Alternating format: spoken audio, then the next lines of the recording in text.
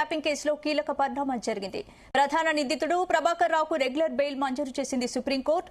ఈ కేసులో 2 వారాల్లో తెలంగాణ పోలీసులు ఛార్జిషీట్ దాఖలు చేయనున్నారు. ప్రభాకర్ రావుకు రెగ్యులర్ బెయిల్ రావడంతో ఈ కేసులో నెక్స్ట్ ఏం జరగనుంది? ఇక అరెస్టులు ఉండవా? కేటీఆర్, హరీష్ రావు పరిస్థితి ఏంటి? ఇదే అంశంపై ఇవాళ డిఎన్ఏలో డిస్కస్ చేద్దాం. భరత్, ఫోన్ ట్యాపింగ్ కేసులో ఈ పరిణామం కీలక పరిణామంగా భావించవచ్చు. ఫోన్ ట్యాపింగ్ కేసు మళ్ళీ చూడండి, మున్సిపల్ ఎలక్షన్ తర్వాత ఏమన్నా ముందు కదిలిందా? మున్సిపల్ ఎలక్షన్ సమయంలో కేటీఆర్ను పిలిచారు, హరీష్ రావును పిలిచారు, సంతోష్ను పిలిచారు, కేసీఆర్ను పిలిచారు. ఇప్పుడు మున్సిపల్ ఎలక్షన్ కంప్లీట్ అయ్యి ఎన్ని రోజులైంది? ఫిబ్రవరి 13, ఫిబ్రవరి 4వ తేదీ ఎప్పుడో 1వ తారీఖు, జనవరి 31 కేసీఆర్ను పిలిచారు. ఇప్పుడు ఎంత? మార్చి 10. ఈ మధ్యలో ఎవరైనా క్వశ్చన్ చేశారా మళ్ళీ? సో ఏం చిత్తశుద్ధి ఉంది అన్నట్టు ప్రభుత్వానికి? ఎలక్షన్ వచ్చినప్పుడో లేకపోతే ఇష్యూ డైవర్షన్ కోసమో దాన్ని యూజ్ చేసుకుంటారు. ముందు ప్రభుత్వానికి లేకపోతే వాళ్ళకి ఫోన్ ట్యాపింగ్ కేసులో నిజంగా నిందితులకు శిక్ష పడాలి అని అనుకొని ఉంటే వేరే విధం.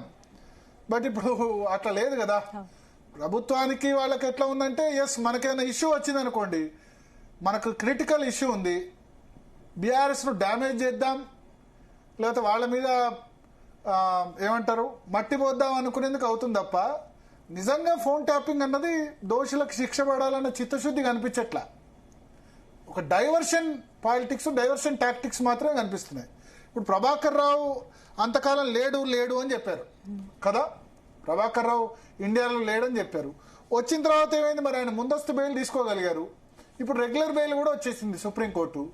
మరి మీరు ఇప్పుడు అభిషేక్ మను సింగ్ ని మొన్ననే చూసాం, రాజ్యసభ మెంబర్గా అయినాడు. పెద్ద పెద్ద లాయర్లను పెట్టి మీరు ఆపొచ్చు కదా. గవర్నమెంట్ అనుకుంటే సుప్రీంకోర్టులో ప్రభాకర్ రావుకు రెగ్యులర్ బెయిల్ రాకుండా ఆపరాదా? అంటే వాళ్ళు సీరియస్ గా తీసుకుంటున్నారా? మళ్ళా ఇప్పుడు జడ్పీటీసీ, ఎంపీటీసీ బహుశా ఎలక్షన్ పెడతారో పెట్టరో, లేదా జిహెచ్ఎంసీ ఎలక్షన్ వచ్చినప్పుడు మళ్ళీ ఒక నోటీస్ అంటారేమో. అంతే తప్ప దీనిలో నిజంగా దోషులకి శిక్ష పడాలి, ఏదో చేయాలన్న పరిస్థితి నాకు కనిపించట్లా. సో ఇక్కడ మనం మళ్ళా ఇష్యూ రాగానే మళ్ళా ఫోన్ ట్యాపింగ్ చేశారు, సినీ తారలో ఫోన్ ట్యాపింగ్ చేశారు. సినీ తారలో ఫోన్ ట్యాపింగ్ చేస్తే ఆ సినిమా తారలు ఎందుకు క్వశ్చన్ చేయట్లా? ఫోన్ ట్యాపింగ్ జరిగింది, 100కు 200% జరిగింది. అందరు ఫోన్ ట్యాపింగ్ జరిగింది, సినీ తారలది జరగలేదు, బట్ మిగతా వాళ్ళది జరిగింది. జరిగినప్పుడు ఎందుకు దాని మీద యాక్షన్ కాంక్రీట్ గా ఉండట్లా? ఇది ఒక డైలీ సీరియల్ కూడా కాదు, అది వీక్లీ సీరియల్ లేకపోతే 1 month సీరియల్ లాగా కనబడుతుంది. డైలీ సీరియల్ అంటే రోజు ఏదో ఒక యాక్టివిటీ జరగాలి. ఇప్పుడు 1.5 month గా ఏమీ యాక్టివిటీ లేదు దానిలో. మీరు 600 మంది ఫోన్ ట్యాపింగ్ చేశారంటే ఈ మధ్యలో ఏం క్వశ్చన్ చేశారు? ఎంతమందిని క్వశ్చన్ చేశారు? ఇంకొక ఎలక్షన్ రావాలి, ఇక మళ్ళీ జిహెచ్ఎంసీ ఎలక్షన్ అప్పుడు 6 నెలల తర్వాత మళ్ళీ వీళ్ళు విచారణ చాలా దారుణంగా చేశారు అని చెప్పి ఫోన్ ట్యాపింగ్ అసలు ఘోరాలు, దారుణాలు ఇట్లా చెప్పి వస్తుంది. మళ్ళీ ఆ సమయంలో ఎవరినో పిలుస్తారు. సో రాజకీయ ప్రయోజనాల గురించి ఫోన్ ట్యాపింగ్ విచారణ జరిపితే ఇంతే. అంటే ఏదో పాలకపక్షం ప్రతిపక్షం ఇవన్నీ కాంప్రమైజ్ అయినట్టు చేస్తే పరిస్థితి ఇట్లే ఉంటుంది. అట్లా కాకుండా నిజంగా చిత్తశుద్ధితో, నిజంగా ఖచ్చితంగా బాధ్యతతో చేస్తే వేరే విధంగా ఉంటుంది. సో నాకు ఆ ప్రభుత్వానికి ఆ చిత్తశుద్ధి కనిపించట్లా. కాళేశ్వరం కేసు అట్లే మూలపడ్డది, అవునా? సిబిఐకి ఇచ్చారు, చేతులు దులిపేసుకున్నారు. సిబిఐకి ఇచ్చి ఎన్ని రోజులైంది? ఇప్పుడు దాదాపు 6-7 నెలలు అవుతుంది. ఆ భారతీయ జనతా పార్టీ వాళ్ళు ఏం చేస్తున్నారో తెలీదు. వీళ్ళేమో కేసు ఇచ్చేసాం మేము అని చెప్తారు. వాళ్ళేమో ఆ Kaleshwaram case only scope Medigadda barrage వరకే, అందువల్ల మేము కేసు చేయలేకపోతున్నామని భారతీయ జనతా పార్టీ అంటది. ఇంకోవైపు హైకోర్టులో స్టే ఉంది. కాళేశ్వరం విచారణ ఆధారంగా, కాళేశ్వరం కమిషన్ ఆధారంగా ఎటువంటి విచారణ చేపట్టరాదని హైకోర్టులో స్టే ఉంది. ఆ స్టే వెకేట్ చేయాల్సింది రాష్ట్ర ప్రభుత్వం. ఆ కేసును సాకుగా చెప్పి సిబిఐ విచారణకు తీసుకోదు. 2 మేజర్ కదా, కాళేశ్వరం, ఫోన్ ట్యాపింగ్ అంటారు. సో ఇక్కడ ఏం కనబడుతుంది? పాలకపక్షం ప్రతిపక్షం జస్ట్ ఎలక్షన్ మందం కొట్లాడుతున్నాయి తప్ప దాని విషయంలో చిత్తశుద్ధిగా ఉన్నట్లేదు. ఇవాళ ప్రభాకర్ రావు రెగ్యులర్ బెయిల్ వచ్చిందంటే ఆయన ప్రధాన నిందితుడు కదా, ప్రభాకర్ రావు ద్వారానే ఫోన్ ట్యాపింగ్ చేశారని కదా, ఇంటెలిజెన్స్ చీఫ్ గా ఉండి. మరి ఆయనకే బెయిల్ వచ్చిన తర్వాత మిగతా వాళ్ళకి పరిస్థితి ఏంది? సో ఇక్కడ ప్రభుత్వానికి చిత్తశుద్ధి లేదు, ఏదో మాట్లాడతారు వెళ్తారు. అటు భారతీయ కేసు పూర్తిగా విచారణ జరిగి నిజాలు అసలు బయటకు వచ్చే అవకాశం లేదా? ఇది కూడా రాజకీయ పూర్తిగా విచారణ చేయాలనుకుంటే చేయొచ్చు, చేయొద్దు అనుకుంటే చేయరాదు. సింపుల్. చెయ్యొద్దు అనుకుంటే చేయరు, చేయాలి అనుకుంటే చేస్తారు. ఎలక్షన్ టైంలో చేస్తారు. మిగతా నాకు బెదిరించడానికి నువ్వు మాట్లాడతావా, మా మించి ఎక్కువ మాట్లాడితే ఇక ఫోన్ ట్యాపింగ్ కేసులో ఫైల్ బయటకు తీస్తా అంటే మెడ మీద కత్తిలాగా. అది కేసీఆర్ ప్రెస్ మీట్ పెడితే అప్పుడు అన్నారు, మహబూబ్ నగర్ పాలమూరు ప్రాజెక్టుల గురించి ప్రెస్ మీట్ పెడితే అన్నారు. సో ఇదేదో అట్లా కాంప్రమైజ్ పాలిటిక్స్ నడుస్తున్నాయి రాష్ట్రంలో. మాట్లాడదాం. మనతో పాటు అడ్వకేట్ శరత్ గారు, అదేవిధంగా చరణ్ కౌశిక్ గారు కాంగ్రెస్ పార్టీ నుంచి, దిలీపాచారి గారు భారతీయ జనతా పార్టీ నుంచి, నందు గారు ఫోన్ ట్యాపింగ్ బాధితులు ఉన్నారు. శరత్ గారు, బెయిల్ వచ్చేసింది ప్రభాకర్ రావుకి, రెగ్యులర్ బెయిల్, ఇంటర్మ్ బెయిల్ కూడా కాదు. ఇక కథ కంచికి చేరినట్టేనేగా, కథ కంచికి ఫోన్ ట్యాపింగ్ నిందితులు ఇంటికి. సార్ ఒక విషయం చెప్పన్నా సార్, ఇది ఒక దొంగాట బిట్వీన్ బీఆర్ఎస్ అండ్ కాంగ్రెస్. వీళ్ళిద్దరి యొక్క మోసము అసలు పసిగట్టలేనంత నీచాతి నీచంగా ఉంది. తెరచాటుకు వీళ్ళందరూ ఒక్కటే సార్. పుట్టిగా మనము ఇక్కడ టెలిఫోన్ టీవీలలో డిబేట్ పెట్టుడు, డిస్కషన్ పెట్టుడు, కథా కార్ఖానా. నిన్న కాక మొన్న డివిజన్ బెంచ్ వాళ్ళు ఈ ఘోష్ కమిషన్ రిపోర్ట్ మీద జరిగే విచారణలో చీఫ్ జస్టిస్ గారు చాలా అసహనం ప్రకటించినారు. చెప్పిందే చెప్పి కోర్టు యొక్క సమయాన్ని ఎంతకు వృధా చేస్తున్నారు. అసలు కోర్టులలో ఇది తప్ప ఇంకా వేరే మ్యాటర్స్ లేవా? ప్రజలకు సంబంధించిన మెయిన్ అంశాలను చర్చించాలన్నప్పుడు సమయాభావం వస్తుంది, ఇదేంటిది అనేటువంటి మాట మాట్లాడినారు. విన్నారా? తర్వాత రెండోది, పీరియాడికల్ గా ఈ ఇష్యూస్ ని ఈ రకంగా రేస్ చేయడం ద్వారా కొంత కంట్రోల్ చేయడం, బీఆర్ఎస్ ని ఇక ఎదురు దాడి చేయకుండా లేకపోతే ప్రజా సమస్యల మీద మాట్లాడకుండా చేయడమే ఒక మూల ఉద్దేశం తప్ప ఇదేదో ఫైనాలిటీకి వస్తుందని, టెలిఫోన్ ట్యాపింగ్ వల్ల వ్యక్తి గోప్యతకు భంగం కలిగిందని, అదని ఇదని ఇట్లా రకరకాలుగా మాట్లాడిందంతా వీర్థవాదన. దీన్ని మనం పదే పదే డిస్కస్ చేయడం అనేది వృధా. రెండోది ఏంటంటే, ఈ రాష్ట్రం ఈనాడు ఒక పిచ్చోని చేతిలో రాయిలాగా తయారైంది. ఈ ప్రభుత్వానికి ఒక దశ లేదు, దిశ లేదు, నిర్దేశం లేదు, ప్రజలకిచ్చిన వాగ్దానాల పట్ల చిత్తశుద్ధి లేదు, ప్రజల మీద ప్రేమాభిమానాలు లేదు. మీరు ఏ రంగంలో చూసినా ఈనాడు పచ్చి అశాంతి ఉన్నది. పేద ప్రజలను నడి రోడ్డు మీద విసిరేస్తా ఉన్నారు. రకరకాల బుల్డోజర్ జస్టిస్ పెట్టి ఇష్టం వచ్చినట్టుగా ఎప్పుడో సెటిల్ అయిన విషయాలను కూడా మళ్ళీ రీఓపెన్ చేసి సర్వనాశం కాలబెడుతున్నాడు.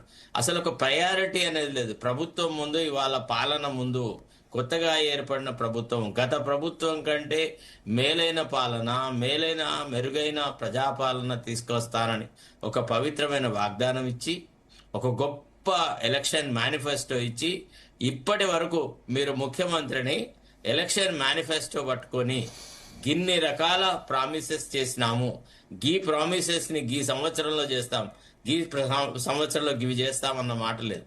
తర్వాత ఆ వాగ్దానాలకు కూడా నిజాయితీ లేదు. ఇప్పుడు ఫర్ ఎగ్జాంపుల్ ఉస్మానియా యూనివర్సిటీకి వచ్చాడు, వచ్చేసి ఉస్మానియా యూనివర్సిటీ అంత అభివృద్ధికి 1000 కోట్లు ఇస్తా అన్నాడు.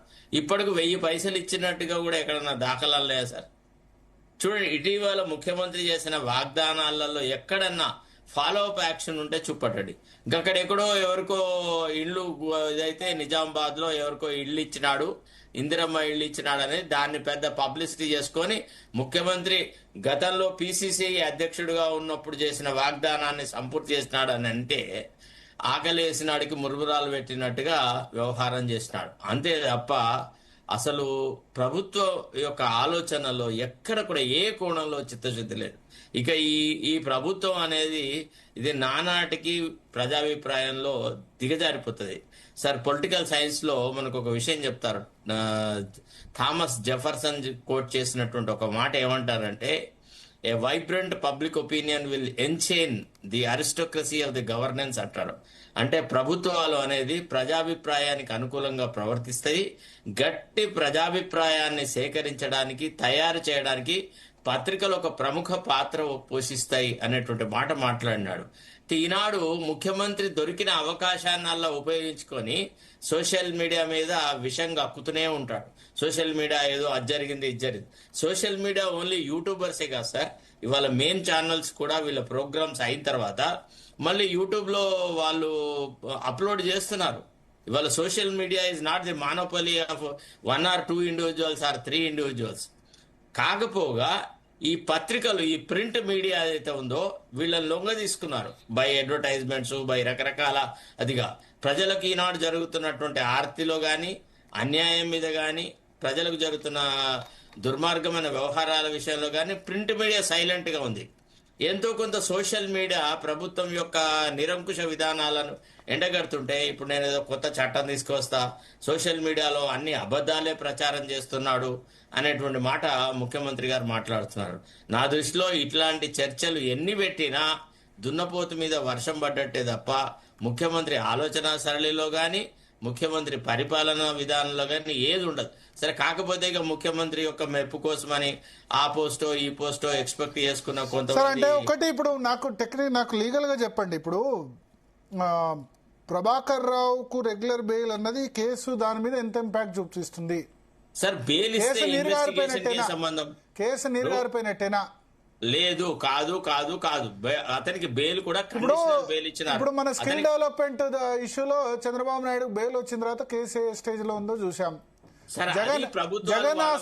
జగన్ ఆస్తుల కేసులో జగన్ కు బెయిల్ వచ్చిన తర్వాత ఎట్లా ఉందో కేసు, ఎట్లా తర్వాత అన్ని ఛార్జ్ షీట్ల తర్వాత ఎట్లా ఉందో చూసాం. ఓకే సార్, ఇప్పుడు అరెస్ట్లు ఉంటాయా? ఇప్పుడు ఆయనకే ప్రధాన నిందితుడికే రెగ్యులర్ బెయిల్ వచ్చిన తర్వాత ఈ అరెస్ట్లు అన్నవి చేయగలుగుతారా వీళ్ళని?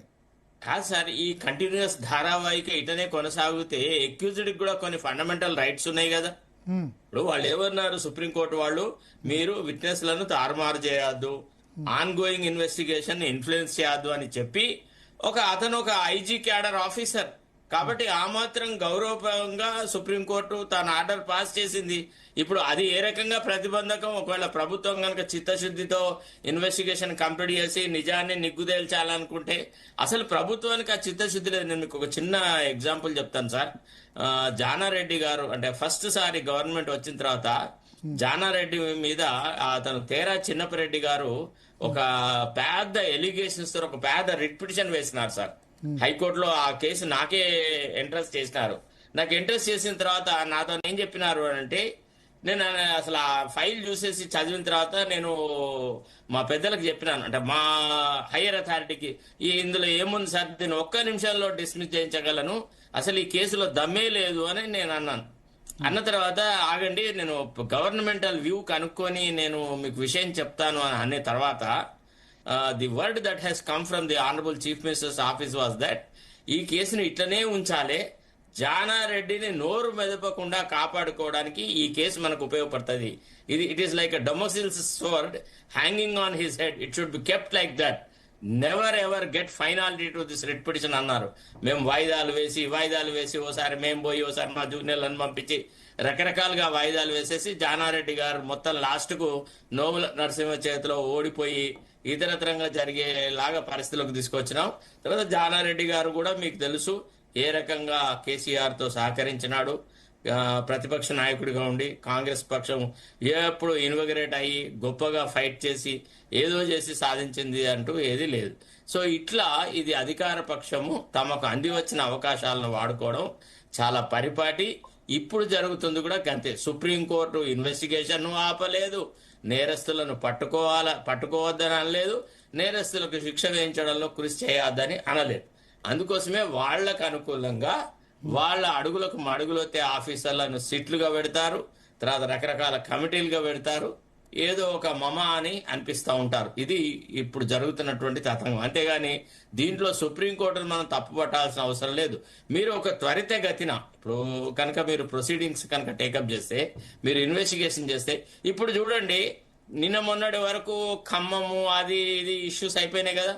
మళ్ళా ఎవడైనా ఇప్పుడు మార్చ్ ఆల్మోస్ట్ మధ్యలోకి వచ్చినాం మనం, రబీ సీజన్ వచ్చేసింది, రైతుల కోతలకు వచ్చింది, రైతు బంధు గురించిన టాపిక్ ఎవడు మాట్లాడదు. ఇక రైతు భరోసా ఇస్తారా ఇయ్యరా, రైతు బంధు ఇస్తారా ఇయ్యరా, మహిళలకు 2500 ఇస్తారా ఇయ్యరా, ఇట్లాంటి సమస్యలు ఏవి చర్చకు రావద్దు.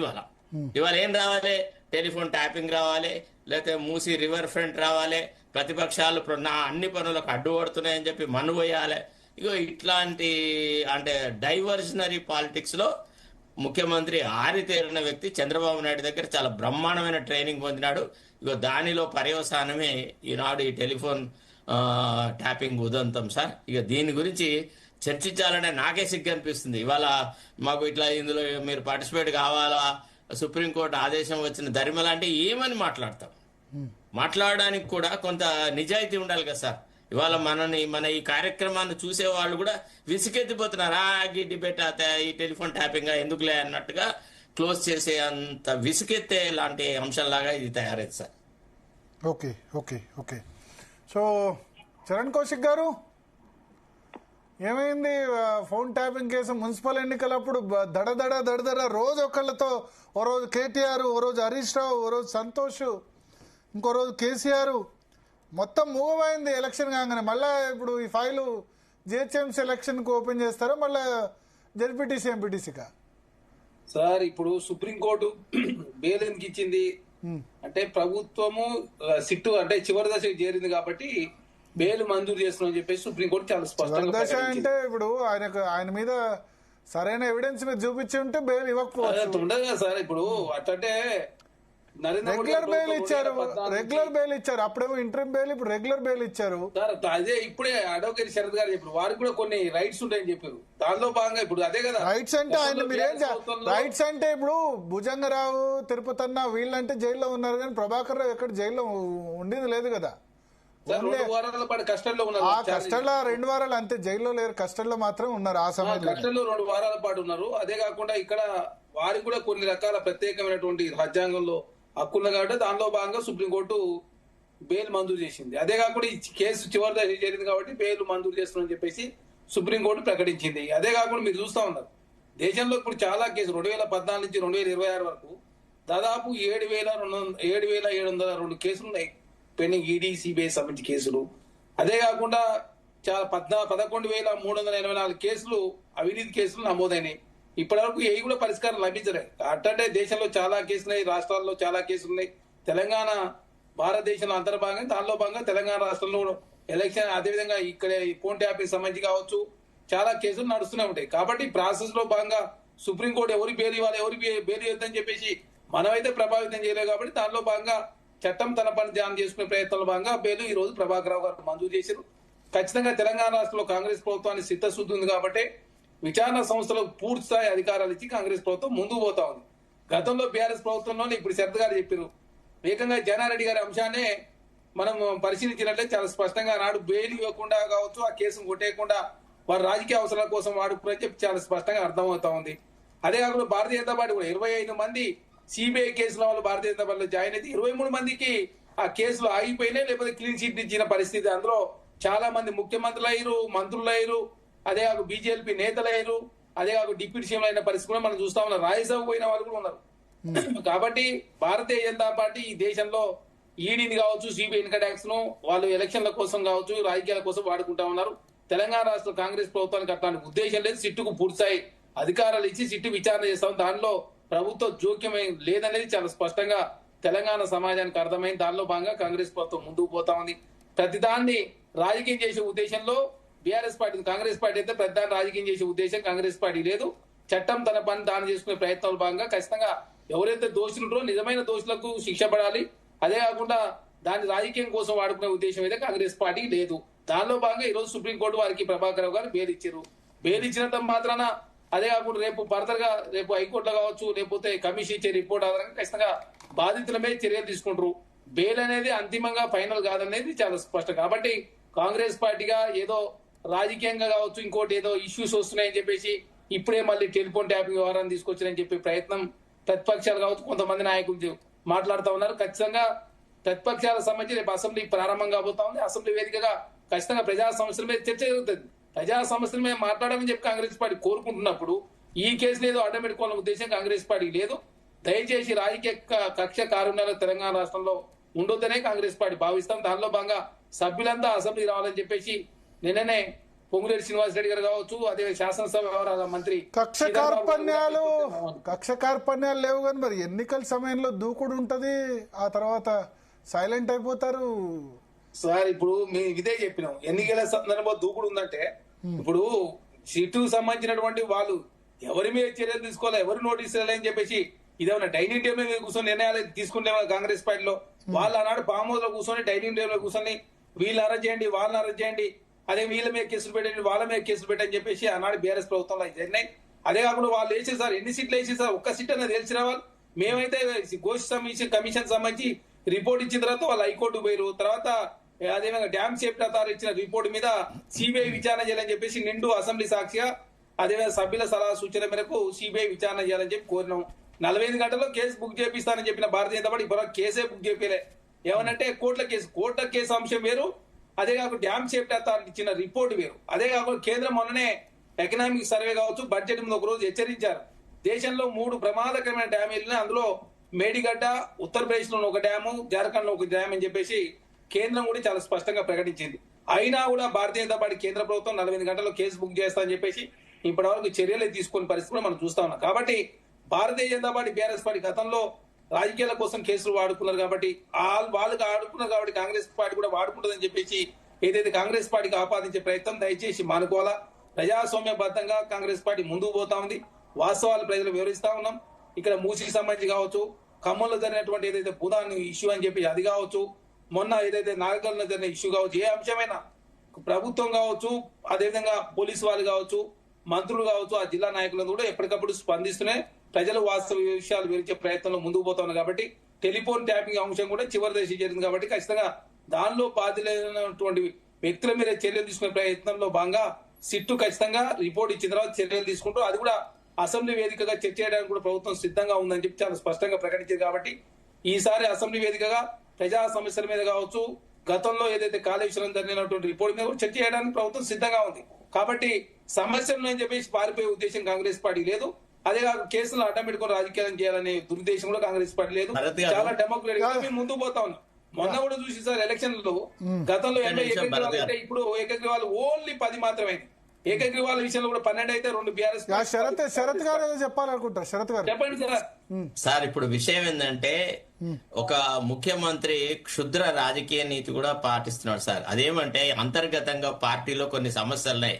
చాలా కార్పొరేషన్స్ కి చైర్మన్లను అపాయింట్ చేయాలి, మంత్రివర్గ విస్తరణ ఒక అంశం, ఇట్లా చాలా అంశాలున్నాయి సార్. వీటిని కూడా తెర మీదకి రావద్దు. ఇప్పుడు చరణ్ కౌశిక్ ఎప్పుడు ఇట్లనే ఛానల్లోకి రావాలి, మాట్లాడాలి, పోవాలి. ఆయనకు కార్పొరేషన్ పదవి నేను అనుకుంటా ఈ టర్మ్ లో దొరుకుతుందన్న గ్యారంటీ లేదు. సో ఇట్లాంటి ఆశావాదులు ఎవరు కూడా పార్టీలో ఏ పోస్టుకు నాకు అర్హత ఉంది, నేను పార్టీకి సేవ చేసిన అట్లాంటి టాపిక్ రాకుండా సార్ ఎప్పుడు ఒక అంశాన్ని తెర మీదకి తీసుకోవచ్చుడు బొల్పుడు సార్. అంతకంటే ఇతర పార్టీ కార్యకర్తలు ఎవరు కూడా పార్టీ నాయకులు మాకు ఇది కావాలని అనేటువంటి పరిస్థితి లేదు. మీరు చూసారు 2 రాజ్యసభ స్థానాలు వచ్చినాయి రాష్ట్రంలో. వస్తే 2 ఒకటేమో వేం నరేందర్ రెడ్డికి ఇచ్చినాడు. ఆయనకి మరి పదవి లేదా? ఆయన ఆల్రెడీ ముఖ్యమంత్రి సలహాదారుడు, క్యాబినెట్ హోదా కలిగి ఉన్నాయి, అన్ని పొజిషన్స్ లో. అభిషేక్ మను సింఘ్వి మన రాష్ట్రం తరఫున మనకు రవ్వంతా సాయం చేసిన వ్యక్తి కాదు. ఏ కేసులో కూడా ఆయన కెమెరాల ముందర కూర్చున్నాడు. ఇప్పుడు సేమ్ నేనేట్లా డిస్కషన్ లో పార్టిసిపేట్ అయినాను, ఆయన కోర్టు ముందు కూడా గట్లనే డిస్కషన్ లో పార్టిసిపేట్ అయినాడు. ఆయన వల్ల చిల్లి పైసా ప్రయోజనం రాష్ట్రానికి జరగలేదు. ఇట్లా సమస్యల నుంచి తప్పించుకొని పోవడము, దొంగలాగా పరిగెత్తడానికి సమస్యల్ని బయట. శరత్ గారు ఒక్కసారి బీజేపీ బీఆర్ఎస్ వెర్షన్ తీసుకున్నాం. ఒక్క నిమిషం కౌశిక్ గారు ఒక్క నిమిషం. రాజ్యసభ టాపిక్ వద్దు, వదిలేండి. రాజ్యసభ టాపిక్ ఇప్పుడు వద్దు. రాజ్యసభ టాపిక్ వద్దు. దిలీప్ ఆచార్య గారు ఒక్క నిమిషం. చరణ్ కౌశిక్ గారు ఆగండి. చరణ్ కౌశిక్ గారు ఆ టాపిక్ వద్దులేండి. ఆ టాపిక్ వద్దులేండి. అందరికి నమస్కారం. భరత్ గారు మీకు అదేవిధంగా ప్యానెల్ మీరు Kaleshwaram case, BJP Kaleshwaram case, Congress phone tapping case, ఇక అద్భుతం. మీరు ఇద్దరు ఇక భరత్ గారు మీ విచారణ తీరు అద్భుతం. అటు బీజేపీ కాళేశ్వరం, ఇటు సిబిఐ కాళేశ్వరం, ఇటు రాష్ట్ర ప్రభుత్వ ఏమంటారు రాష్ట్ర ప్రభుత్వ సిట్టు ఫోన్ ట్యాపింగ్ అద్భుతమైన విచారణ చేస్తున్నారు. ఎంత అద్భుతం అంటే అసలు ఈ స్పీడ్ కి తట్టుకోలేకపోతున్నారు అసలు. భారత్ గారు మీరు ముందుగా ఓపెనింగ్ కామెంట్స్ లో చెప్పారు, చాలా కేటగారికల్ గా చెప్పారు. మళ్ళీ మమ్మల్ని ప్రశ్నించడం కోసం ప్రశ్నిస్తున్నారా మాకు అర్థం కాలేదు. ఇప్పుడు సిబిఐ ఏం చేయాలని అనుకున్నది ఏం చేయాలి అని అంటున్నారు. వీళ్ళు ఏం కోరుకుంటున్నారు? వీళ్ళకి చిత్తశుద్ధి లేదనే విషయము అందరికీ ఎరకైందండి. ఈ రోజు తెలంగాణ సమాజానికి ఎరకైంది. మా మిత్రుడు చెప్తా ఉన్నాడు, ఇక్కడ కూర్చొని అన్ని చిలక పలకలు వలుకుతాడు చరణ్ కౌశిక్ గారు. ఇంత అమాయకంగా మాట్లాడితే రాజకీయాల్లో ఎట్లనో ఏందో నాకైతే అర్థం కావట్లేదు. ఇంత అమాయకత్వం నటిస్తున్నావా మరి నీకు నేచురల్ గా ఉందా తెలుస్తలేదు.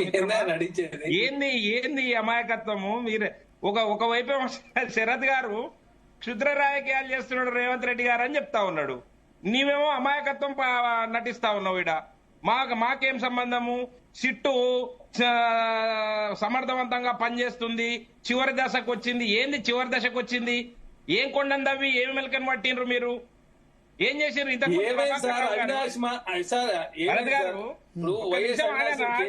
మాట్లాడినావు కదా వివేకానంద కేసు ఏమని చెప్పు దయచేసి. ఒక్క నిమిషం అన్నా భరతన్న, చరణ్ కౌశిక్ గారు ప్రభాకర్ రావు గారు విదేశాల్లో ఉన్నప్పుడు ఎంత గంభీరమైన మాటలు మాట్లాడినరు. భారతీయ జనతా పార్టీ ప్రభుత్వం సహకరిస్తలేదు ఆయనను పట్టుకురావడానికి. ఆయన వచ్చింటే ఒక్కటే నిమిషము. అంతెందుకండి, రేవంత్ రెడ్డి గారు ఎన్నికల ముందు యాజ్ ఏ పిసిసి ప్రెసిడెంట్ గా ఏం చెప్పిండండి? ఎంత గంభీరమైన మాటలు మాట్లాడిండు. చిప్పకూడు తినబెడతా వీళ్ళందరినీ ఫోన్ ట్యాపింగ్ చేసిరు. నా పెండ్లం నేను మాట్లాడుతుంటే కూడా మాటలు విన్నారు. సిగ్గులేని కేసీఆర్ అని చెప్పిండు. ఎక్కడ పోయింది ఆ పౌరుషం? ఎక్కడ పోయింది? సచ్చిందా? పౌరుషం చచ్చిందా? చావా చచ్చిందా? లేకుంటే లోపాయి గారు ఒప్పందాలు చేసుకున్నారా? ఎక్కడ పోయింది నాయన మీ పౌరుషము? ఇక అంటే జనాలని మభ్యపెట్టి తొడలు కొట్టి మీసాలు తిప్పి ఓట్లు వేయించుకోవడం వరకే సరిపోయిందా? తర్వాత ఎక్కడ పోయినరు మీరంతా? ఏం చేస్తున్నారు మీరు? ఇంకొక విషయం సజ్జనారు అంతకుముందు ఒకసారి భరత్ గారు ఆశ్చర్యకరమైన విషయం ఏంటంటే టెలిఫోన్ ట్యాపింగ్ అనే విషయాన్ని ఎడతెగకుండా కొనసాగించడంలో ఒక కుట్ర జరిగింది. ముందు ఒక సిట్టు నేసిండ్రు, ఆ సిట్టు విచారణ చేసింది. దాని తర్వాత కొత్తగా వచ్చి అయిపోయిన తర్వాత ఇప్పుడే చెప్పిండు చరణ్ కౌశిక్ గారు, చివరి దశకు ముగింపు దశకు వచ్చిందని చెప్పిండు కదా. అదే విధంగా ముగింపు దశకు వచ్చిందనే సందర్భంలో ఆ మున్సిపల్ ఎన్నికలు వచ్చిన సందర్భం లోపల మళ్ళా సజ్జనార్ కమిటీ తోటి సిట్ వేసిండ్రు. సజ్జనార్ని తీసుకొని వచ్చి ఆయన ఓ వీరుడు శూరుడు మొత్తం తలవారు తీసుకొని వచ్చిండు, అందరిని నరుకుతాడు పొడుస్తాడు అని చెప్పిర్రు. ఎక్కడ పోయింది సజ్జనార్ గారు? ఏం చేసిర్రు? అందరికి నోటీసుల మీద నోటీసులు ఇచ్చిర్రు. రోజు మనం అందరం టీవీల ముందర రాత్రి 11 గంటల దాకా డిబేట్లు చేసినాం. కేసీఆర్ కు నోటీసు, కేటీఆర్ కు నోటీసు, హరీష్ రావుకు నోటీసు, సంతోష్ రావుకు నోటీసు. ఏం చేసిర్రు? ఏం కొండని నవ్వినరు ఇన్ని రోజులు? ఏం చేసిర్రు నాయన మీరు చెప్పండి. అదే అంతెందుకు, మీరు చిత్తశుద్ధితో లేదనే విషయంలో నాట్ ఓన్లీ టెలిఫోన్ ట్యాపింగ్, ఈ ఫార్ములా కార్ రేసు, కాళేశ్వరం మీరేం చేశారు? కాళేశ్వరం మీరేం చేశారు? కాళేశ్వరం మీరేం చేశారు? కాళేశ్వరం మేమేం చేసినాం? మీరే ఓపెనింగ్ రిమార్క్స్ లో చెప్పారు. అక్కడ శరత్ గారు ఉన్నారు, అడగండి. వీరు పీసీ ఘోష్ కమిషన్ రిపోర్ట్ ఇచ్చి దాని మీద విచారణ చేయమని చెప్పి సిబిఐ ఎంక్వైరీకి ఇస్తే మళ్లీ పోయి బీఆర్ఎస్ వాళ్ళు పీసీ ఘోష్ కమిషన్ ద్వారా విచారణ జరపొద్దు అని చెప్పి స్టే తీసుకొని వస్తే వెకేట్ పిటిషన్ వేయలేదండి ఈ రాష్ట్ర ప్రభుత్వము.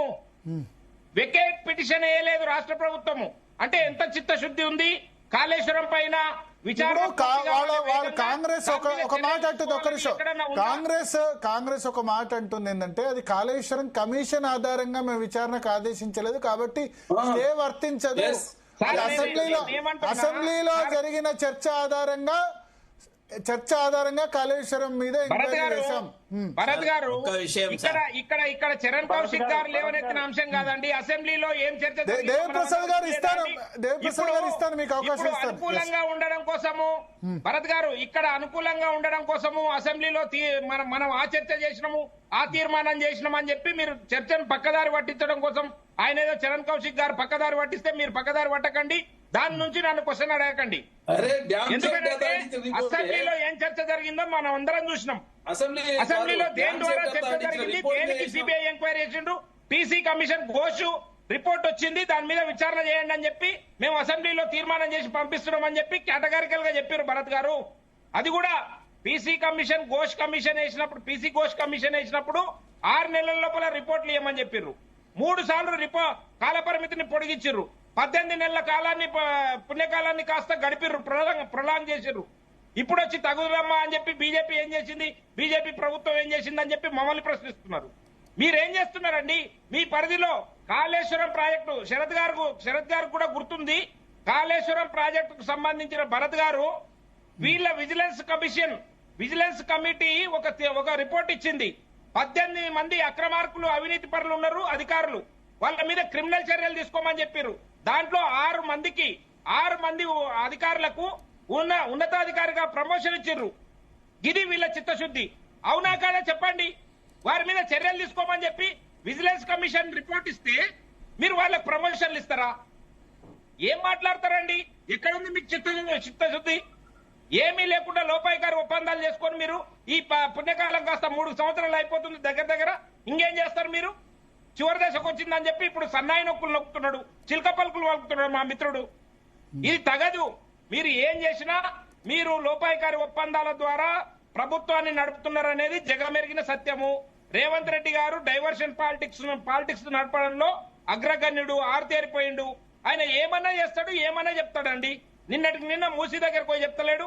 7 ఎకరాల భూమికి మధు పార్కు రిడ్జు బాధితులకు 7 ఎకరాల భూమికి 7 ఎకరాల భూమి ఇస్తా, బ్యాంకులో అకౌంట్ లో డబ్బులు వేస్తా, నా దగ్గర డబ్బులే లేవు, నన్ను ఓసిన డబ్బులు లేవంటాడు. ఈయన 7 ఎకరాల భూమి ఇస్తాడంట. 7 ఎకరాల భూమిలో అపార్ట్మెంట్ కట్టడానికి డబ్బులు వేస్తాడంట బ్యాంకులో. ఇవా మీ రాజకీయాలు? మీరు పోండి. ఇప్పటికీ భూ నిర్వాసితులకి పరిహారం ఇవ్వలేదండి, నష్టపరిహారం ఇవ్వలేదు. మీరు సేకరించిన ప్రభుత్వ భూములకు టీడీఆర్ ఇస్తారంట, బాండ్లు ఇస్తారంట, ఎక్కడ కూడా నగదు రూపంలో డబ్బులు ఇయ్యారంట. డబ్బులు లేవని చెప్పారు, చేతులు ఎత్తేసిర్రు. ఇప్పుడేమో కబుర్లు చెప్తా ఉన్నారు. ఇవి మనం నమ్మమంటారు? ఎందుకు మీరు ఈ ప్రొలాంగ్ రాజకీయాలు చేస్తా ఉన్నారు? ఆయన అందుకనే చెప్పిండు శరత్ గారు. నేను అన్నాను కానీ శరత్ గారు అన్న మాటను నేను సమర్థిస్తున్నా. శుద్ర రాజకీయం చేస్తున్నాడు రేవంత్ రెడ్డి గారు ఈ రాష్ట్రంలో. ఎట్టి పరిస్థితుల్లో దీన్ని తెలంగాణ సమాజం సమర్థించదు, హర్షించదు. మీరు కూడా ఏదైతే చెప్పినరో అవన్నీ శుష్క వాగ్దానాలనే చెప్పిర్రు. ఒకటంటే ఒకటి ఎక్కడ పోయానండి? మీరు రైతు బంద్ వేస్తామని చెప్పారు కదా మొన్న. సరే, వేరే టాపిక్. ఒక్క నిమిషం దేవిప్రసాద్ గారు అన్నాడు. దేవిప్రసాద్ గారు 1 సెకండ్ భరత్ గారు. ఒక్క నిమిషం. శరత్ గారు, బీఆర్ఎస్ అప్పటి నుంచి వాళ్ళకి అవకాశం ఇవ్వలేదు. దేవిప్రసాద్ గారు నమస్తే. భరత్ గారు నమస్తే. మధ్యంతర బెయిల్ వచ్చేసింది. మీ ఫైటింగ్ అంతా ఉత్తుత్తి ఫైటింగ్ అయినా? భరత్ గారు, రేవంత్ రెడ్డి, కేటీఆర్, కేసీఆర్ అందరు కూడా ఒకటైనా? ఏదో ఉత్తుత్తి ఫైటింగ్, ఎలక్షన్ వచ్చినప్పుడు ఫైటింగ్, మిగతా టైం అంత ఫ్రెండ్లీ అయినా? భరత్ గారు, మేము రాజకీయానికి శత్రుత్వం తప్ప, రాజకీయ భావాల మధ్య వైరుధ్యం తప్ప వ్యక్తిగతంగా వైరుధ్యాలు, శత్రుత్వం అంటే వ్యక్తిగతంగా కూడా తిట్టుకుంటారు కదా. అవసరం వచ్చినప్పుడు తింటాము. డెఫినెట్ గా ఒకరికొకరు అనుకుంటాం. తిట్టుడేముంది కానీ ఒకరికొకరు అనుకుంటాం కానీ అది పక్కకు పెడదాం. మన చర్చ అది కాదు. నేను ఏమంటున్నా, ఫోన్ ట్యాపింగ్ కు సంబంధించినటువంటి ప్రభాకర్ రావుకు ఈ బెయిల్ ఇవ్వడం అనేటువంటిది అది కోర్టు తీసుకున్నటువంటి నిర్ణయం, సుప్రీంకోర్టు తీసుకున్నటువంటి నిర్ణయం. ఆ నిర్ణయం వెనక ఏమున్నది అనేటువంటి విషయం మనం ఆలోచిస్తే, గతంలో బెయిల్ ఎందుకు నిరాకరించారంటే ప్రభాకర్ రావు గారు బెయిల్ ఇవ్వడం వల్ల, లేకుంటే ఆయన ఇక్కడ ఉండడం వల్ల ఆ వ్యవస్థల మీద ఏమైనా ఒత్తిడి తెచ్చి ఈ కేసుకు సంబంధించినటువంటి విషయాల మీద ఏమైనా ఒత్తిడి తెస్తుందేమో అనేటువంటి ఆరోపణలతో ఆయనకు బెయిల్ ఇవ్వకుండా ఇంటీరియం బెయిల్ అనేది గతంలో వచ్చింది. ఇప్పుడు ఈ కేసు అంతా చూసిన తర్వాత, అందరితో మాట్లాడిన తర్వాత, విచారణ చేసిన తర్వాత మీరు చూసారు కదా, మున్సిపల్ ఎన్నికలకు ముందు ఎంత తతంగం నడిచింది. మొత్తం మున్సిపల్ ఎన్నికల్లో బీఆర్ఎస్ యొక్క అటెన్షన్ అంతా కూడా పక్కకు జరగాలని కేసీఆర్ గారికి, హరీష్ రావు గారికి, కేటీఆర్ గారికి నోటీసులు ఇచ్చి 24 గంటల్లోగా తేల్చేస్తామనేటువంటి పద్ధతిలో వాళ్ళు ఏం విచారణ చేసినో మనం అందరం కూడా చూసినాం. కానీ ఎలక్షన్లు అయిపోయినాయి, రిజల్ట్ అయిపోయింది.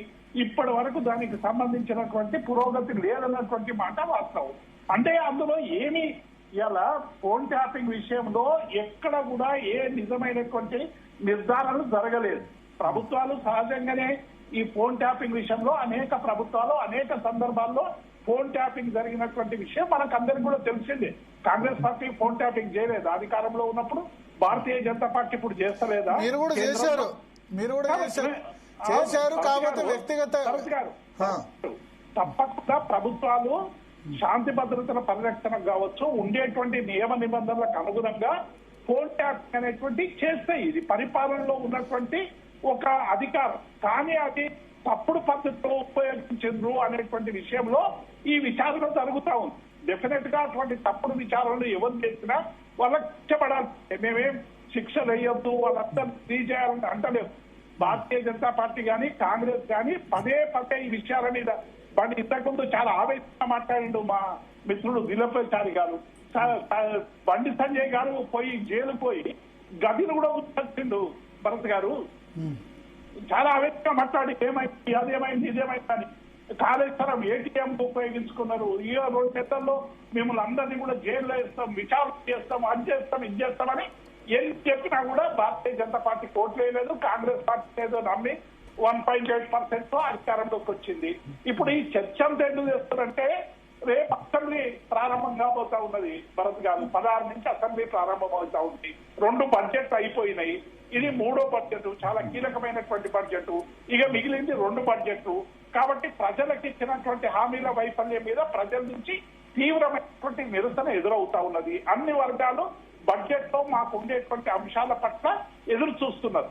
మీరు డెఫినెట్ గా కాళేశ్వరంలో కానీ, ఫోన్ ట్యాపింగ్ లో కానీ, పోకెట్స్ లో కానీ ఎవరైనా అవినీతికి పాల్పడితే, ఎవరైతే విధానాలకు వ్యతిరేకంగా పనిచేస్తే వాళ్ళని చర్య తీసుకోవడానికి ఎవరికి వెనక్కిపో. అది న్యాయపరంగా ఉండేటువంటి అవకాశాన్ని ఉపయోగించుకొని తప్పకుండా మా పార్టీకి సంబంధించినటువంటి నాయకులు న్యాయపరంగా వాటిని ఆలోచిస్తారు. అవసరమైతే వాటిని ఎట్లా పే చేయాలో పే చేస్తారు. మేమేం వ్యవస్థలకు ఒక్క రోజు మా కేసీఆర్ గారు అడిగింది ఏంటి భరత్ గారు, మీకు కూడా తెలుసు. ఒక మాజీ ముఖ్యమంత్రిగా, అంత గొప్ప నాయకుడుగా, అందులో సాక్షిగా ఉన్నప్పటికీ కూడా ఒక్క రోజు టైం అంటే కూడా ఇవ్వకుండా మేము రావాలంటే ఆయన వచ్చి హైదరాబాద్కి వచ్చి సహకరించినటువంటి విషయం మీకు తెలుసు. చిట్టుకు మేము సహకరిస్తున్నాం కానీ మాకు సహకరించలేదు కదా భరత్ గారు. కాబట్టి వాళ్ళు ఎన్నిసార్లు మేము పోతాం, ఎన్ని ప్రశ్నలు వేసినా జవాబు చెప్తాం.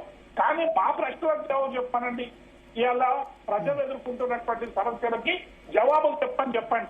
ఇవాళ ఎంత ఘోరము భరత్ గారు. ఇవాళ 8 మంది బీజేపీ ఎంపీలు, 8 మంది కాంగ్రెస్ ఎంపీలు పార్లమెంట్ లో ఉంటే ఇవాళ పార్లమెంట్ లో ఏం మాట్లాడిండు తెలుగుదేశం పార్టీకి సంబంధించినటువంటి సభ్యులు.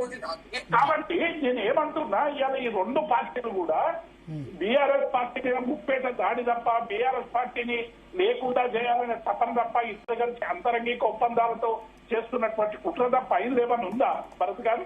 కాబట్టి డెఫినెట్ గా వాళ్ళు పార్టీ ఎన్ని విమర్శలు చేసినా, ఎన్ని దాడులు చేసినా, ఎన్ని కేసులు పెట్టినా ప్రజలు ఇచ్చినటువంటి ఒక అండర్స్టాండింగ్ ఏమైనా ఉందా భారతీయ జనతా పార్టీ కాంగ్రెస్ తో? భారతీయ జనతా పార్టీతో ఏమైనా అండర్స్టాండింగ్ ఉందా? మా జోలికి రావద్దని, ఓన్లీ ఎన్నికల సమయంలో రావాలని అట్లేమన్నా? ఇప్పుడు నేను ఏమంటున్నా భరత్ గారు, చూస్తే కనబడతలేదా వీళ్ళ మ్యాచ్ ఫిక్సింగ్? ఇద్దరు కలిసి మ్యాచ్ ఫిక్సింగ్ ఇలా ఏం జరుగుతుంది చూస్తున్నాం కదా. BJP, Congress, BJP. ఇవాళ ఈ రాష్ట్రంలో ఇన్ని జరుగుతుంటే కేంద్ర మంత్రిగా ఉన్నటువంటి వాళ్ళు ఈ సమస్యల మీద ఏ విషయంలో వెలుగుమట్లో అంత దుర్మార్గమైంది, అంతమందిని ఎరాడికేట్ చేసిండ్రు. ఇక్కడ ఈ మూసీ పేరు మీద చాలా విధ్వంసం జరుగుతా ఉంది, హైడ్రా పేరు మీద ఇంత గందరగోళం జరుగుతా ఉంది. అనేక విషయాల పట్ల భారతీయ జనతా పార్టీ ఏం చేస్తున్నది అనేటువంటి విషయం ప్రజలు చూస్తలేరా భరత్ గారు? కాబట్టి నేనేమంటున్నా, ఇక్కడ సమస్యలు పక్కకు పెట్టి బీఆర్ఎస్ మీద ఇద్దరు కలిసి 30 దాడి చేయడం ఒకటే పనిగా పెట్టుకున్నారు తప్ప ప్రజా సమస్యల పరిష్కారం కోసం పనిచేయడం లేదు. కాంగ్రెస్ ఏమేమంటే బీజేపీ గ్రేౌండ్ ఫోర్స్ లాగా అడ్డుకునేటువంటి ప్రయత్నం చేస్తున్నది. మేము ఎవరైనా ప్రతిపక్షంలో ఉన్న వాళ్ళని దాడి చేస్తారా? అధికారంలో ఉన్న వాళ్ళని అడుగుతారా? చెప్పండి భరత్ గారు. ఇలా ప్రతిపక్షంలో ఉన్న మా మీద దాడి తప్ప అధికారంలో ఉన్నటువంటి రేవంత్ రెడ్డిని ఒక్క మాట అనడానికి నోరొస్తలేదు కిషన్ రెడ్డికి కానీ, బండి సంజయ్ కానీ. కాబట్టి ఇలా ప్రజలు ఇవన్నీ చూస్తున్నారు. 2 పార్టీలు ఆడుతున్నట్టు కేసులలో మినహాయింపులు తీసుకొని మమ్మల్ని అంటే ఎట్లా దేవన్నా, దేవిప్రసాద్ అన్న గురుమురు మంగళం మీద పడ్డట్టు మా మీద ఎందుకు పడతారు? మీకు చేతనైతే లేదు, మీరు మాట్లాడతలేరు. మీరు తప్పు చేశారు కాబట్టి మీ గొంతు మూగపోయింది. మీరు మమ్మల్ని అంటున్నారు. నా గొంతు మూగబోడంటే మీకు సిబిఐ ఎంక్వైరీకి ఇచ్చిన కేసు మమ్మల్ని లోపడేయండి. నిజంగానే మేమైనా తప్పు చేస్తే ధైర్యం ఉంటే మేము ఏం చేయాలి? అదే కదా మీ ధైర్యం. రేవంత్ రెడ్డి గారి రేవంత్ రెడ్డి గారిని చూసుకొని మీకు ఆ ధైర్యం వచ్చింది. మాకు ఏం రేవంత్ చేయడు, రెడ్డి ఇంకా మాతో ఒప్పందాలు కుదిరినాయి, ఏం చేసే దమ్ము లేదు రేవంత్ రెడ్డి గారికి అని మీరు బజార్లోకి వచ్చి తొడలు కొడుతున్నారు. మేము తప్పు అది మన చేయనప్పుడు దురదృష్టం. ఎవరికి ఇప్పుడు ఈ భయపడం? ప్రభుత్వం చేస్తున్న ఎవరికి చేతగానితనం భయపడం? వల్ల మీరు ఎవరికి రెచ్చిపోతున్నారన్నా. ఎవరికి అది మా భయపడాలి? దురదృష్టం. ఇప్పుడు అందుకని మీరు రెచ్చిపోయి సవాళ్ళు చేస్తున్నారు. దిలీపన్న, బజార్లోకి దిలీపన్న, వచ్చి. ఇన్ని తప్పులు చేసి ఇంత నిర్భయంగా మాట్లాడుతున్నారు. దిలీప్ గారు మేమేం తప్పులు చేయలేదు. తప్పులు చేస్తే ఇన్ని అవినీతి కార్యక్రమాలు చేసి ఇంత నిర్భయంగా మాట్లాడుతున్నారంటే మీకు ఎవరంట? రేవంత్ రెడ్డి గారు అంట. దిలీప్ గారు, ఇప్పుడు అధికారంలో ఉన్నది కేంద్రంలో మీరు, రాష్ట్రంలో ఉన్నది మీరు. భయపడితే మేం భయపడాలి కానీ మీరెందుకు భయపడాలి? మీరు విచారణ స్వేచ్ఛగా జరపండి. ఎవడొద్దంటున్నాడు? అన్ని కేసులలో జరపండి. ఇది ఒక్కటే కాదు, అన్ని కేసులలో విచారణ న్యాయంగా జరగండి, దోషులను శిక్షించండి. కేవలం వెండట్టా కోసం ఉపయోగించుకోకండి. మీకున్న ఇప్పుడు రేవంత్ రెడ్డి గారు ఉన్నంత వరకు మీరు నిర్భయంగా ఉండొచ్చులేండి అన్న, ఏం ప్రాబ్లం లేదు. మీరు చేసిన తప్పులన్నీ చెల్లు. ఎందుకు రాహుల్ గాంధీ ఉన్నంత వరకు మీ ప్రధానమంత్రికి డోకా లేదనేటువంటి విషయం మీకు తెలుసు, మాకు తెలుసు. అంతే కదా? ఎందుకు రేవంత్ రెడ్డి ఒకసారి శరత్ గారు, తిరుగుతున్నాడు కదా.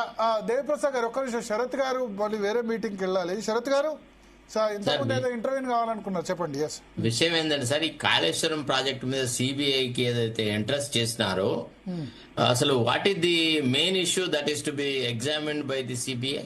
బేసికల్లీ అంటే మనం ఒకసారి దాన్ని ఇంకో రకంగా ఆలోచిద్దాం. ఎందుకంటే నేను చాలా మంది మిత్రులతో, నాకు కూడా కొంతమంది ఫ్రెండ్స్ సిబిఐలో ఉన్నారు, వాళ్ళ కౌన్సిల్ తెలుసు. నేను వాళ్ళతో మాట్లాడిన తర్వాత మీతో ఒక విషయం దృష్టికి తీసుకొస్తున్నాను. ఇప్పుడు ఏ అంశాలైతే terms of reference justice Ghosh commission ఉండేనో వాటి మీదనే ఎంక్వైరీ జరగాల. అంటే మేడిగడ్డనా, లేకపోతే ఇంకొక పర్టికులర్ ప్లేస్ లో కట్టడమా, లేకపోతే అది రాష్ట్ర కేబినెట్ తీసుకున్న నిర్ణయమా, ఒక్కళ్ళు తీసుకున్న నిర్ణయమా, తర్వాత సేఫ్టీ విషయాలలో ప్రభుత్వం ఏ లోప విధానాలను అవలంబించింది, ఇవన్నిటిని already PC Ghosh commission enquiry చేసేసి ఒక పర్టికులర్ రిపోర్ట్ ఇచ్చినాడు. సో ఇప్పుడు ఈ డ్యామ్ సేఫ్టీ అథారిటీ వాళ్ళు ఏం చేస్తున్నారు, కొన్ని ఎక్కడెక్కడ పిల్లర్స్ ఇదైపోయినాయి, కూలిపోయినాయి, దానికి ఏం లోపం కావచ్చు అని ఒక ఊహ చెప్పినారు. వాళ్ళు ఎక్కడ కూడా రాష్ట్ర ప్రభుత్వం మీద ఆరోపణలు చేయలే. డ్యామ్ సేఫ్టీ అథారిటీ వాళ్ళు dam safety authority report basis మీద సిబిఐని నివేదించడం అనేది ఒక రాజకీయంగా చాలా గొప్ప, అంటే నేను చెప్పాను కదా, ఇంతకుముందే చెప్పాను కదా, క్షుద్ర రాజకీయం అని ఆ రకంగా చేసినాడు. As long as the high court order on ఇది పీసీ ఘోష్ కమిషన్ ఉందో అంతకాలం సిబిఐ ముందు కదలడానికి వీల్లేదు. ఎందుకు? ఇప్పుడు ఈ పుస్తకం తెరవంగానే ప్రభుత్వ పరంగా జరిగినటువంటి అక్రమాలు ఏంటిది, అవినీతి ఏంది, ఎవరు ఏ పాత్ర పోషించారు, ఎవరు ఏ రకంగా డబ్బులు స్వాహా చేసినారు, అసలు నిజానికి శాంక్షన్ అయిన డబ్బులెన్ని, ఖర్చు అయినది ఏంది, నాణ్యత లోపాలు ఏ రకంగా వచ్చాయి, టెక్నికల్ ఎక్స్పర్టైజ్ లో ఒపీనియన్ ఎందుకు తీసుకోలేదు, ఎవరు ఇగ్నోర్ చేసినారు, ఈ అంశాలన్నీ పరిశీలించాలంటే డెఫినెట్ గా మళ్ళీ పీసీ ఘోష్ కమిషన్ రిపోర్టును చూడాల్సిందే. ఎందుకంటే కొన్ని వందల పేజీల డిపోజిషన్స్ ఉన్నాయి, చాలా మంది అధికారులతోని, తర్వాత రాజకీయ నాయకుల యొక్క ఎగ్జామినేషన్ చేసినారు. అవన్నీ ఏవి రీఓపెన్ చేసినా డైరెక్ట్ హైకోర్టు ఆర్డర్ తో ఇంటర్వ్యూ అవ్వడమే.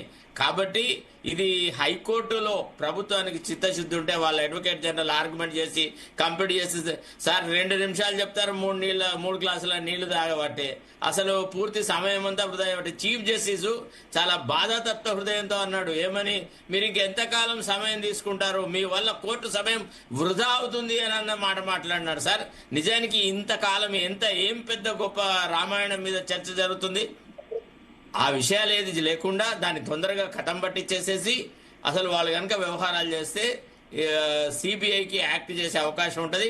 ఇప్పుడు సిబిఐకి ఎఫ్ఐఆర్ బుక్ చేయట్లేదు, ఇంకేదో చేయట్లేదు అని మనం అనడం చాలా తప్పే సార్. ఎందుకంటే నేను చాలా లోతుగా ఈ అంశం మీద పరిశీలిస్తాను. అసలు యాక్చువల్ ఏంటిది, కేంద్ర ప్రభుత్వం ఎందుకు ముందుకు కదలలేకపోతుంది, అసలు ఏం జరుగుతుంది అని అంటే, సిబిఐకి అయితే దీనిలో ఏం ఇప్పుడు అబ్స్టకిల్ ఏం లేదు, హైకోర్టు స్టే ఏం వర్తించదా?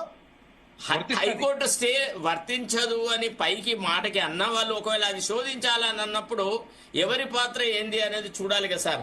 ఎవరి పాత్ర ఏంది అనే దానికి ప్రాథమిక ఆధారాలు ఆ కమిషన్ రిపోర్ట్ లోనే ఉన్నాయి కదా. అప్పటి ముఖ్యమంత్రిని ఎగ్జామిన్ చేసినారు, అప్పటి చీఫ్ సెక్రటరీని ఎగ్జామినేషన్ చేసినారు, అప్పటి అథారిటీస్ ని ఎగ్జామినేషన్ చేసినారు. వాళ్ళు ఏం చెప్పారు, వాళ్ళు ఏం జరిగింది, దానికి సంబంధించి మళ్ళా అయితే అందరినీ ఎగ్జామిన్ చేయలేదు కదా సిబిఐ.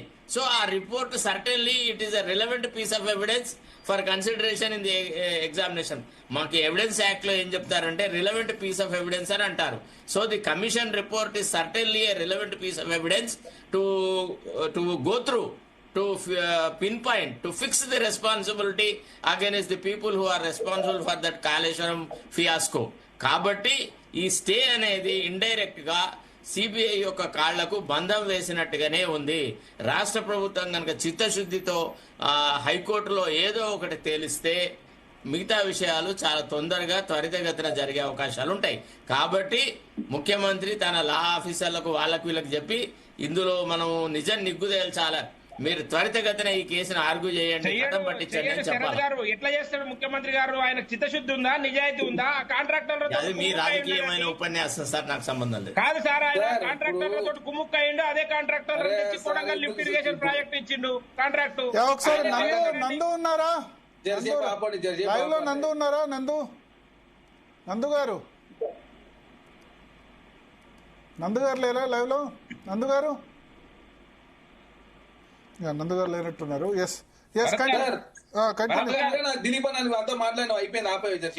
చెప్పండి చరణ్ కౌశిక్ గారు. సార్ ఇక్కడ ఆంధ్రలో రథం దగ్ధం అయితేనే సిబిఐ కేసు పెట్టింది. ఇక్కడ డ్యామ్ సేఫ్టీ అథారిటీ ఇచ్చిన రిపోర్టు, పార్లమెంట్ చట్టం ద్వారా ఏర్పడేటువంటి డ్యామ్ సేఫ్టీ అథారిటీ అన్ని బ్యారేజ్ల సమస్యలు ఉన్నాయి. మేడిగడ్డ అన్నారా, సుందిలా 3 బ్యారేజ్ల సమస్యలు ఉన్నాయి. కేంద్ర ప్రభుత్వం ప్రకటించింది, మన కూడా ప్రకటించింది ఏమని, అత్యంత ప్రమాదకరమైన మార్చి 2026 నాడు చాలా స్పష్టంగా A1 కేటగిరీ 1 కింద అత్యంత రిస్క్ ఉన్నటువంటి డ్యామ్ ఏదైతే ఉందో అది మేడిగడ్డ అని చెప్పి కేంద్రం ప్రకటించింది. కాబట్టి ఆ మేడిగడ్డ మీద డ్యామ్ సేఫ్టీ అథారిటీ ఇచ్చిన రిపోర్ట్ మీద మన సిబిఐ విచారణ చేయాలని చెప్పేసి రాష్ట్ర ప్రభుత్వం కోరింది, లేఖ రాసింది. అసెంబ్లీ వేదిక కూడా చర్చ అయింది. వ్యాప్కోస్ కావచ్చు, పిఎఫ్సి కావచ్చు, ఆర్ఈసి కావచ్చు. అదే కాక అంతరాష్ట్ర వ్యవహారాలు ముడిపడింది కాబట్టి కేంద్ర ప్రభుత్వ రంగ సంస్థలు ఉన్నాయి కాబట్టి దీన్ని సిబిఐ విచారణ చేయాలని చెప్పి కోరితే దాని విషయంలో కోచ్ కమిషన్ రిపోర్ట్ మీద వాళ్ళు హైకోర్టు స్టే ఇచ్చారు. కానీ డ్యామ్ సేఫ్టీ అథారిటీ మీద స్టే ఇవ్వలేదు. అని చెప్పింది మీరే. అదే ఇంత చెప్తున్నారు మీరు. అవినాష్ రెడ్డి గారి కేసు ఏమైంది సార్? మరి అవినాష్ రెడ్డికి ఏమైంది? వివేకానంద కేసులో అవినాష్ రెడ్డి కేసు ఏమైంది సార్? అది అదే గాలి జనార్దన్ గారు మన భారతీయ జనతా పార్టీ జాయిన్ అయితే ఆ కేసు ఆపేసిరు. అప్పుడే సుజనా చౌదరి గారు, సీఎం రమేష్ గారు, సువేంద్ర అధికారి గారు, హేమంత్ బిశ్వాసం ఒక్కరా ఇద్దరా? 25 మంది భారతీయ జనతా పార్టీ జాయిన్ అయితే 23 మంది మీద కేసులు స్లో అయిన పరిస్థితి మనం చూసినాం. కాబట్టి భారతీయ జనతా పార్టీ రేవంత్ రెడ్డి గారు చరణ్ కౌశిక్ గారు తయారైండు.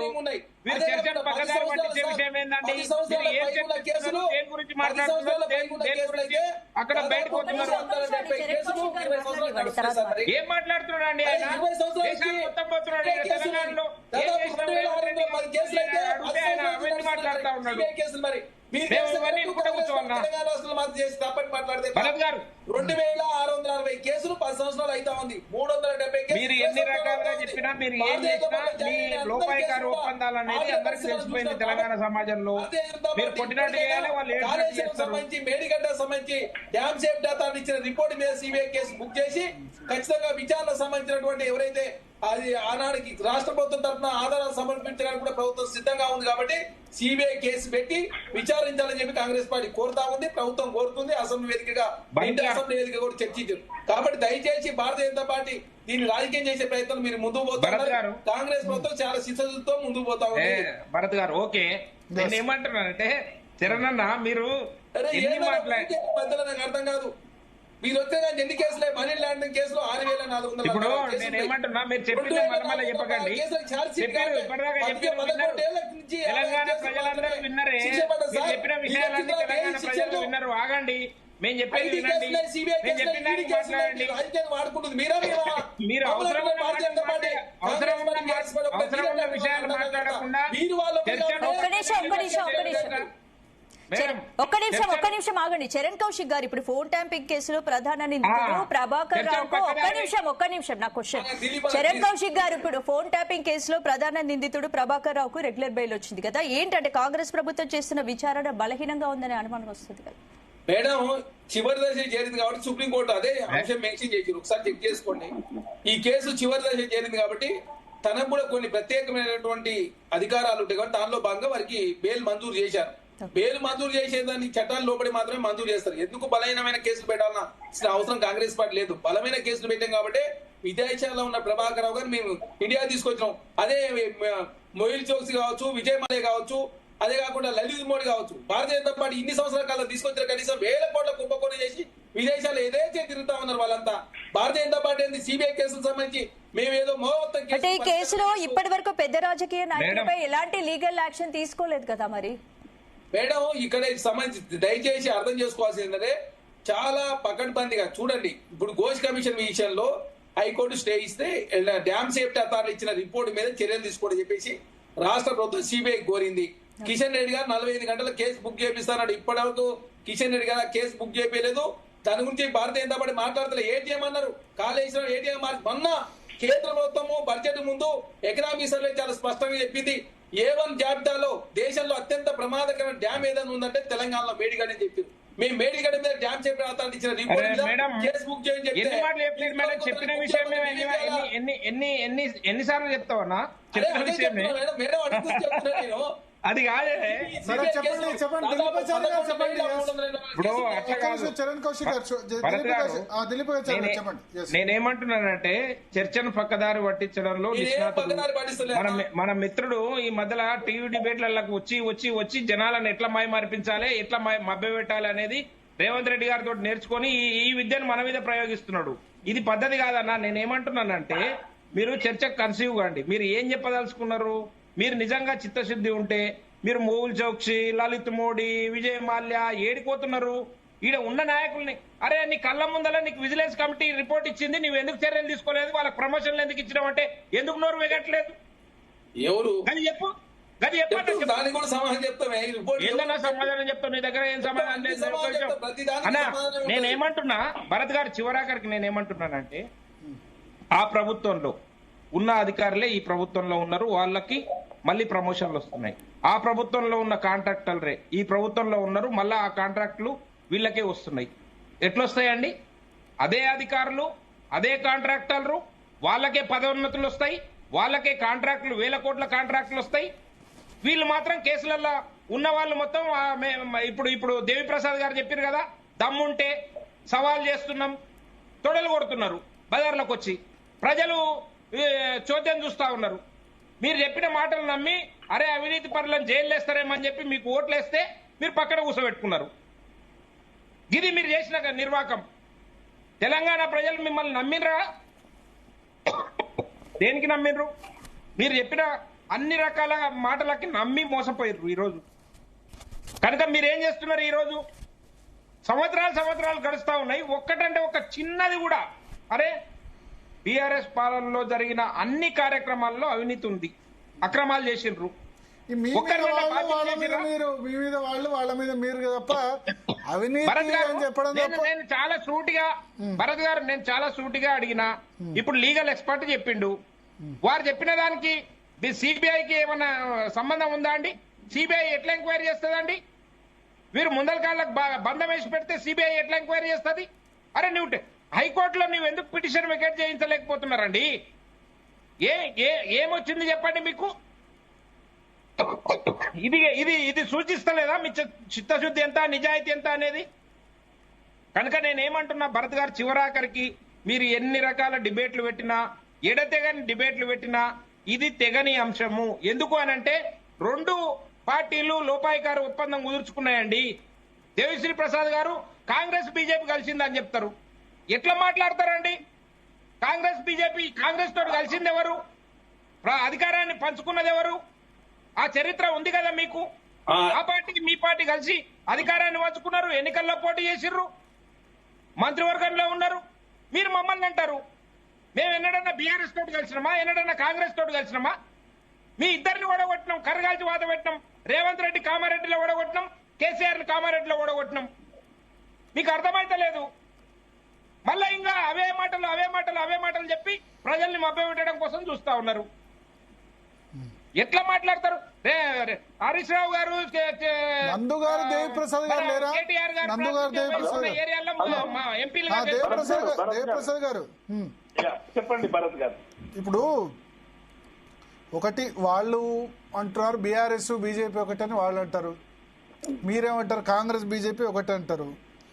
ఇవి అన్ని ఫిక్సింగ్ తప్ప ముగ్గురు ఒకటే నాకు అనిపిస్తుంది చూస్తే. ఎట్లా అంటారు భరత్ గారు? మూడు మమ్మల్ని పార్టీలో ఏదో ఒక విషయంలో ఇంకో దాంతో భరత్ గారు మమ్మల్ని ఎట్లా అంటారు? భరత్ గారు మమ్మల్ని ఎట్లా అంటారు? భరత్ గారు ఇప్పుడు మమ్మల్ని ఎట్లా అంటారు? ముగ్గురు ఒకటే. నేను అనడం కాదు, ఇప్పుడు బీఆర్ఎస్ ఏమో కాంగ్రెస్ బీజేపీ, రేవంత్ రెడ్డి బీజేపీ ఒకటి అంటాయి, కాంగ్రెస్ వాళ్ళేమో బీఆర్ఎస్ బీజేపీ ఒకటి అంటారు. కాదు, మీకు కనిపిస్తలేదా అండి క్షేత్రంలో? మీకు కనిపిస్తలేదా అనేది? ఒకసారి దేవిప్రసాద్ గారు చెప్పండి. దేవిప్రసాద్ నేను ఏమంటున్నా, రాజకీయాలలో కామారెడ్డి ఇంతకుముందు దిలీప్ ఆచార్య గారు చాలా స్టాటిక్స్ ఇచ్చారు. బీజేపీని కిషన్ రెడ్డి నోడగొట్టింది ఎవరు? దిలీప్ ఆచార్య గారు. ఈటల రాజేందర్ నోడగొట్టింది ఎవరు? చెప్పాలి ఒకసారి. బండి సంజయ్ నోడగొట్టింది ఎవరు? కాబట్టి బీఆర్ఎస్ నోడగొట్టిందన్నా? అదే మేము కాదంటున్నామా? మేము మీతో కలిసినామని చెప్తున్నామా? మేము మీతో కలిసినామని చెప్తున్నామా? మేము అవన్నీ చెప్పాము. మేము దేవిశ్రీ ప్రసాద్ గారు మేము చౌకబారు ఆరోపణలు చేయము. మేము కాంగ్రెస్ తోటి కలవలేదు, మీతో కలవలేదు అని చెప్తున్నారు. అంటున్నారు. వాళ్ళు ఏమంటున్నారు? దేవిప్రసాద్ గారిని మాట్లాడినివ్వండి, ఒక్క నిమిషం ఆగండి చారి గారు. మీరు ఇప్పుడు ఆ ఇద్దరు పార్టీలు కలిసి మా నోరు మూస్తున్నారు. మాట్లాడండి దేవిప్రసాద్ గారు, మీరు మాట్లాడండి. నేను ఏమంటున్నా, ఇప్పుడు బీజేపీ బీఆర్ఎస్ ఒక్కటైందని కాంగ్రెస్ ప్రచారం చేసినా, ఇంకొకటి ప్రచారం చేసినా, బీఆర్ఎస్ పార్టీకి ఎవరితో తప్పటువంటి అవసరం లేదు, అగత్యం లేదు. ఎందుకు మాకు అట్లా కలవాలనుకుంటే చాలా సందర్భాలు కలుస్తుంది. మేము 2014 ముందు అనేక పార్టీతో పొత్తు పెట్టినటువంటి మాట నిజం. తెలంగాణ రాష్ట్ర సాధన కోసం, ఆకాంక్షల కోసం ఎండల లక్ష్మణానికి కూడా మేము మద్దతుగా ఆమె గెలిపించడంలో ప్రధాన పాత్ర పోషించినాం. అంతకుముందు కాంగ్రెస్ పార్టీతో కలిసినాం. ఆ తర్వాత యూపీఏ గవర్నమెంట్ లో మా ప్రధానమైనటువంటి తెలంగాణ ఎజెండా ఉండాలని చెప్పి మంత్రివర్గంతో చేరినాం. ఈ ఫెయిల్యూర్ ఇవన్నిటికీ కారణం ఏంటంటే ఆ రోజు తెలంగాణ సంబంధించినటువంటి సంబంధించినటువంటి అంశం. 2014 తర్వాత మేము ఒక రాజకీయ పార్టీగా అవతరించిన తర్వాత మేము ఏ పార్టీతో కూడా పొత్తు పెట్టుకోలేదు అనేటువంటి విషయం చాలా వాస్తవం. కాబట్టి అలా ఏమైపోయిందంటే ఆ రెండు పార్టీలు ఒక పార్టీ మీద ఒక పార్టీతో మేము సంబంధాలు ఉన్నాయని చెప్పి ఇలా చేస్తారు. ఒక్కటి మాత్రం నిజం, ఎందుకంటే ప్రాంతీయ పార్టీలను సరైనటువంటి రీతిలో ఎదగనివ్వకుండా చేయడానికి రెండు రాజకీయ పార్టీలు కూడా ఒకే విధానం ప్రాంతీయ పార్టీలకు సంబంధించిన అస్తిత్వాల మీద వ్యవహరిస్తున్నటువంటి మాట వాస్తవం. దేశవ్యాప్తంగా జరుగుతూ ఉంది, ఇక్కడ జరుగుతూ ఉంది. ఎందుకంటే అనేక సందర్భాల్లో చూసినాం మనం.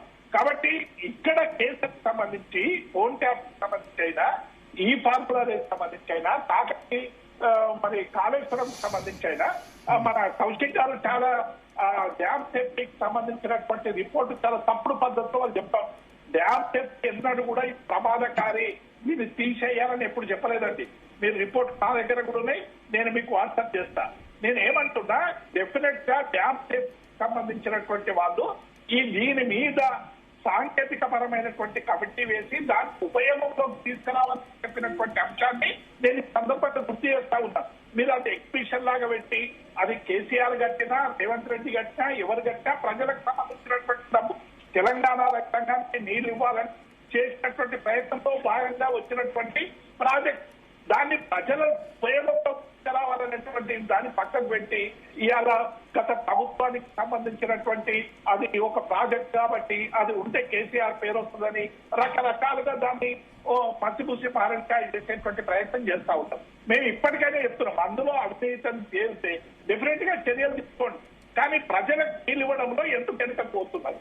అవి దానికి సంబంధించినటువంటి రిపేర్ నీళ్ళు ఇవ్వండి.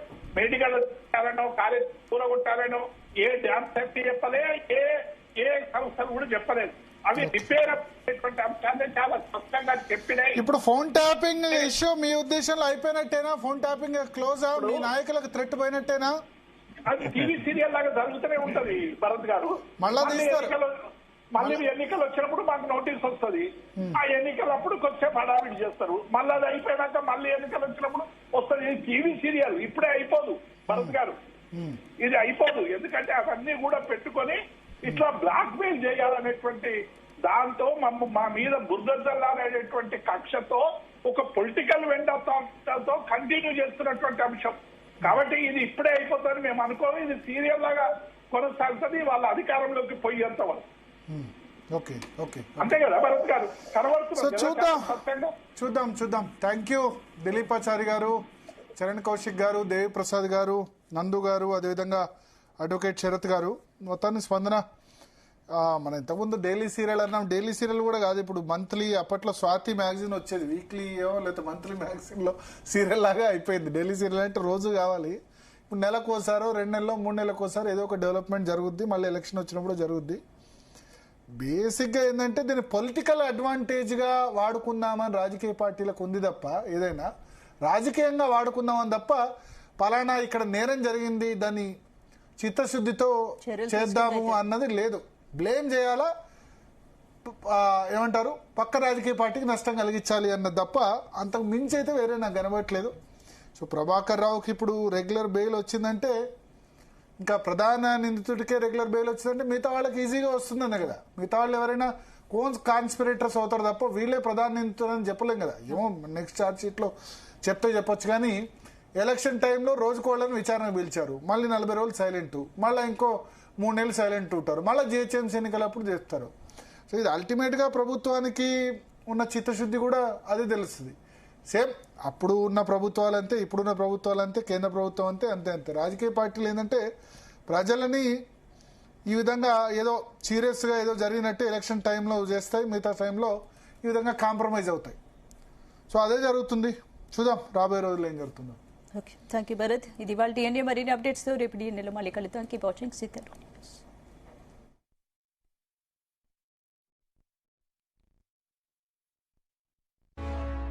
చరిత్రకు